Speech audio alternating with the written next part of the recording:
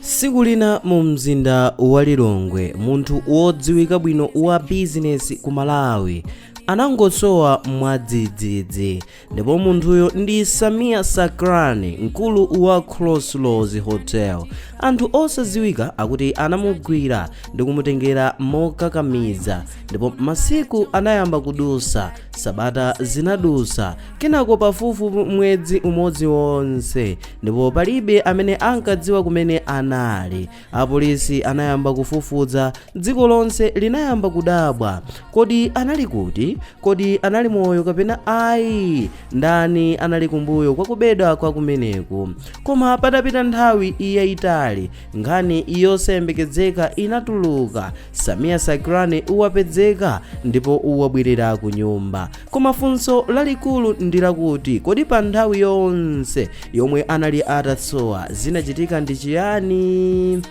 Tiyeni tikhalire limodzi kuti tidziwe zambiri zokhuza nkhani yakusowa kwa Samia Sakrani komanso kupezeka kwake. Koma langa dzina ndi lomwe lija Mike Thompson. Samia Sakrani ndi mmodzi mwa amalonda odziwika ku Malawi. Iye amadziwika kwambiri chifukwa cha business ya Crossroads Hotel yomwe ili mu mzinda wa Lilongwe. Hotela imeneyi ndi imodzi mwa malo omwe alendo ambiri amapita, malo amenenso ma businessman amakumana, komanso misonkhano ikuluikulu komwe imachitikira. Chifukwa cha kutchuka kwake mu business, Samia Sakrani anali munthu kapena ndi munthu odziwika kwambiri mu mzinda wa Lilongwe. So nkhani inayamba pamene Samia Sakrani anasowa mwadzidzidzi. Malinga ndi zomwe zinamveka koyamba, anthu ena anati Samia Sakrani wagwidwa ndipo wanyamulidwa mokakamiza, komano amupitisa kumalo osadziwika. Ndipo pambuyo pake nkhani inayamba kufalikira pa social media komanso mabwalo amene mumapezeka nkhani zosiyanasiyana. Anthu ambiri anayamba kunena kuti ndi kidnapping case, ndipo nthawi yomwe Samia Sakrani anali atasowa inali pafupifupi masiku opitirira tsopano 20 mpaka pafupi mwezi umodzi. Nthawi imeneyi inali yovuta kwambiri maka kwa akubanja kwake, anzake komanso antchito a Crossroads Hotel. Anthu ambiri ankayembekezera kumva uthenga uliwonse okhuza kumene Samia Sakrani ali.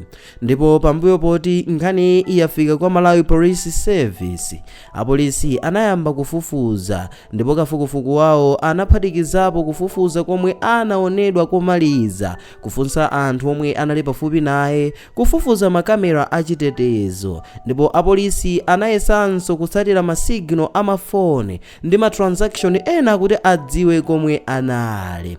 Ndipo zimene apolisi anapeza pamene ankamusaka, apolisi pamene ankachita kafukufuku ankachita, ndipo apolisi anapeza zinthu zosiyanasiyana monga maumboni kuchokera kwa anthu omwe anamuona komaliza, makamera achitetezo m'malo ena komanso mafoni records.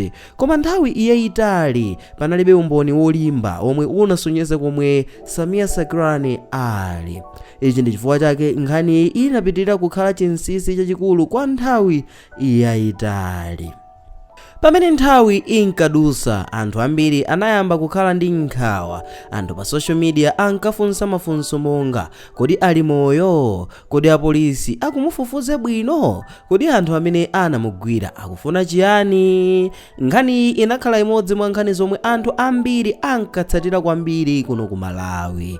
Ndipo uthenga wosayembekezeka, kenako patapita nthawi uthenga wosayembekezeka unatuluka. Malingana ndi olankhulira apolisi Iraelo Chintembo anafotokoza kuti Samia Sakrani wapezeka, ndipo chinthu chodabwisa kwambiri ndi chakuti wabwerera ku nyumba kwake ku Lilongwe. Koma malingana ndi zomwe zinanenedwa pakupezeka pake, zafotokoza kunena kuti anafika usiku ku nyumba kwake banja lake ndipo linasimikizira kuti wabwerera. Komabe zambiri za mmene anatulusidwira, kumene anali kusungidwa komanso amene anamugwira, ndipo sizinatulusidwebe zonse zokhuza ma details akomwe iye anali. Apolisi ananena kuti kafukufuku akupitirirabe ndipo akufuna kudziwa amene anamugwira, cholinga chakubedwa kumeneku, komanso ngati pali anthu ena omwe anali kumbuyo kwa nkhani imeneyi.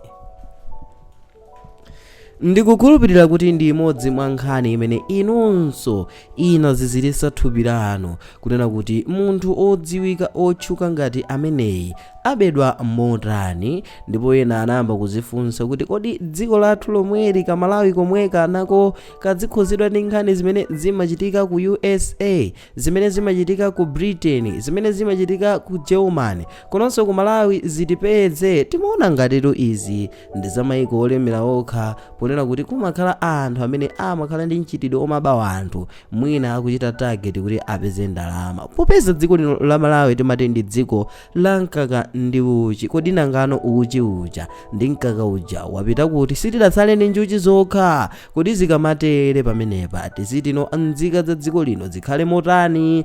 Zizikhala za mantha kapena kuopa kuti mwina mwake tikamayendanso nafe titha kutengedwa ndi anthu osadziwika bwino amene atipitisenso kumalo osadziwika bwino. Nkhani ya Samia Saklane ndi imodzi mwa nkhani zopereka mafunso ochuluka zedi, ndipo ena amadzifunsa kuti kodi Samia Saklane chitetezo chawo ndi chotani kuti mpaka zifike poti iwowa atengedwa motere. Koma mafunso amenewa mayankho ake kufikira tsiku la lero tilibe, chifukwa apolisi sanaperekebe mayankho ama details azonse zimwe zidachitika, nanga kodi amene akukhuzidwa ndi nkhani ndi ndani. Koma phunziro limene nkhani ikutiphunzitsa ndionera kuti chitetezo cha anthu odziwika mu business ndi chofunika kwambiri, kuti nthawi zambiri miyoyo yawo izikhala yotetezeka. Sitikutanthauza kuti pamene akupereka chitetezo kwa anthu odziwika ndi kuti anthu wamba akhale atsali pa chitetezo nayi, koma nkhani ndionera kuti anthu awa chifukwa amayang'anidwa kwambiri kuti anthu ena atha kupindulapo powabisa kapena powasowesa anthu awa, chitetezo chawo chiyeneka kukhala cha mphamvu kwambiri.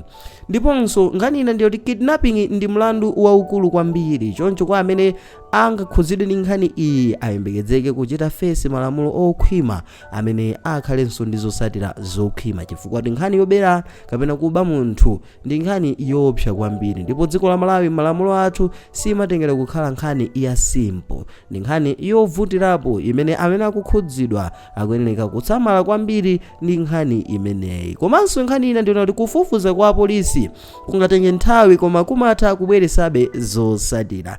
Zimene tiphunzire pa nkhani ndi zimenezi, pali nthawi zina zinthu zikachitika timayamba kuda apolisi kunena kuti mwina akuchedwesa, sali serious, kumaganiza ngati mwina mwake akudziwapo kanthu, sakufuna kutulutsa chilungamo, koma mudziwe kunena kuti anthu aja pa ground amakhalanso akugwira ntchito, ndipo effort imene amayiyika imabweresabe zosatira patalike ngakhale pafupike. Nkhani yakubedwa kwa Samia Saklane idakhala chinsinsi kwa nthawi yayitali.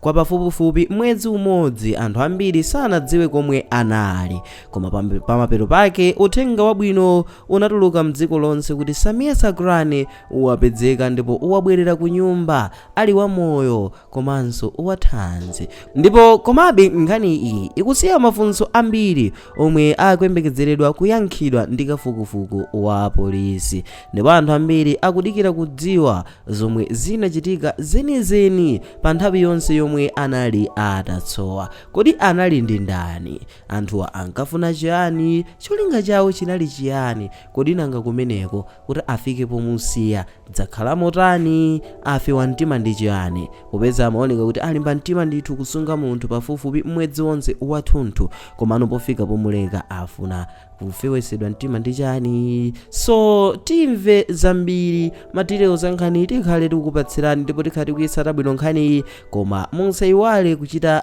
like video imeneyi, komanso musayiwale kuchita share kuti ena akwanisenso kuonera, ndipo musayiwalenso kuchita subscribe ngati mukuonera pa Facebook, komanso kumbukirani kuchita follow page imeneyi ya Samavita pano pa Facebook, komanso subscribe pano pa YouTube channel. Ndipo langa dzina ndi lomwe lija Mike Thompson. Bye.